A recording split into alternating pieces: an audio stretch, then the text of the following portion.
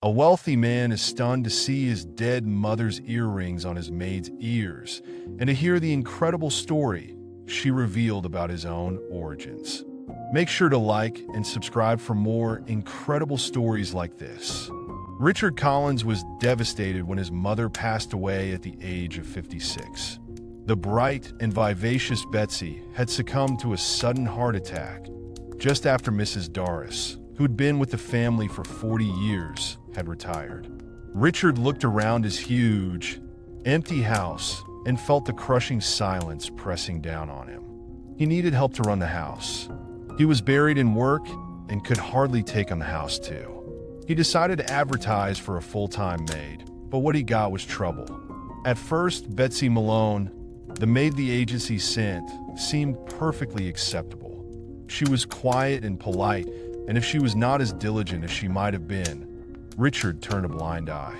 Just having another person around, hearing footsteps and unexpected sounds made him feel less alone, less as if he was living in a tomb. He was sitting in his office, talking to one of his Japanese representatives on Zoom when he noticed Betsy's earrings. She'd come in, and Richard had gestured her to clean up a coffee cup at the end of his desk. As she leaned over to pick up the cup, a strand of Betsy's carefully arranged hair slipped, and Richard saw them.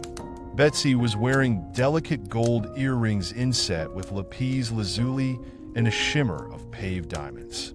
Betsy was wearing his mother's favorite earrings, the earrings he'd buried her with. Richard quickly ended the call to his representative and stared at Betsy. Suddenly, it seemed as if there was something both sly and familiar about her face, almost as if he'd seen her before. "Where did you get those earrings?" Richard asked in a cold voice. Betrayal is always repaid in kind. Betsy's hand rose involuntarily to finger the earrings. Then she let her hand drop, straightened her shoulders, and looked quite like a different woman. "So the game's up.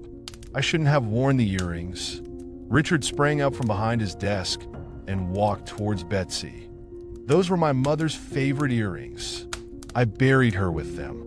So you tell me where you got them, or I call the police." Betsy positively smirked. "Why, Ricky dear," she sneered.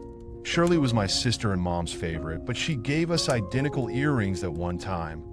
And by the way, I am your mother." Richard was struck dumb by the outrageous assertion. "What?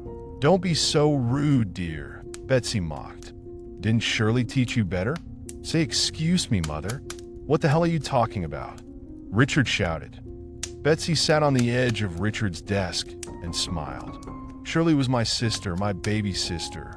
She was always the dutiful one. Me? I wanted more from life." She winked at Richard and reached into her pocket, drawing out a packet of cigarettes and a lighter. She lit one up without even asking Richard for permission. She drew smoke in her lungs greedily, then blew it out.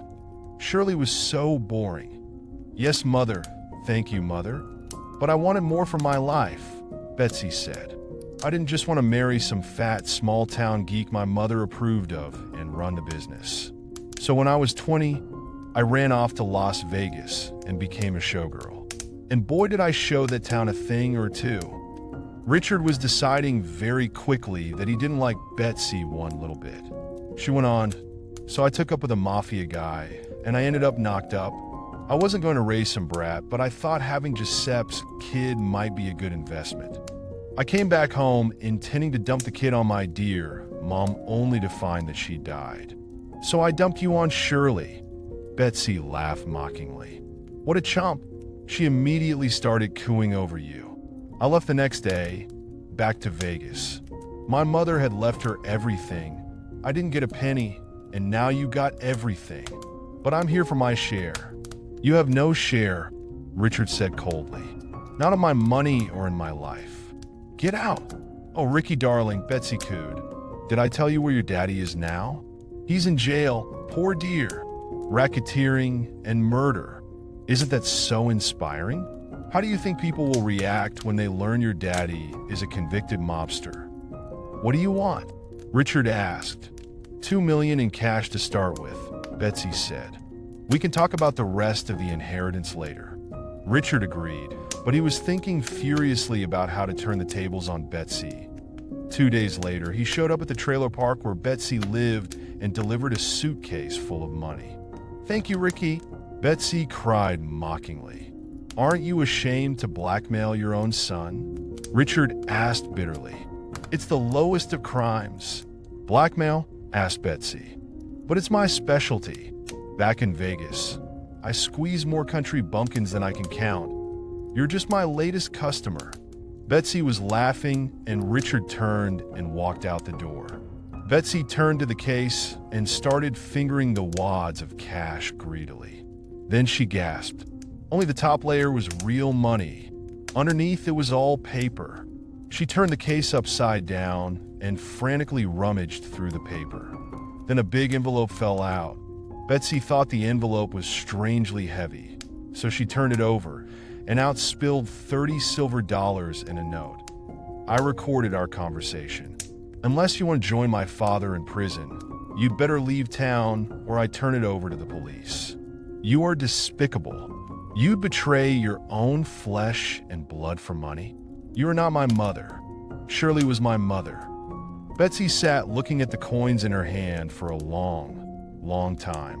She was getting too old for the Las Vegas scams. Soon she'd be even older, and she was alone in the world. A year later, she reached out to Richard and asked him to give his Aunt Betsy a second chance.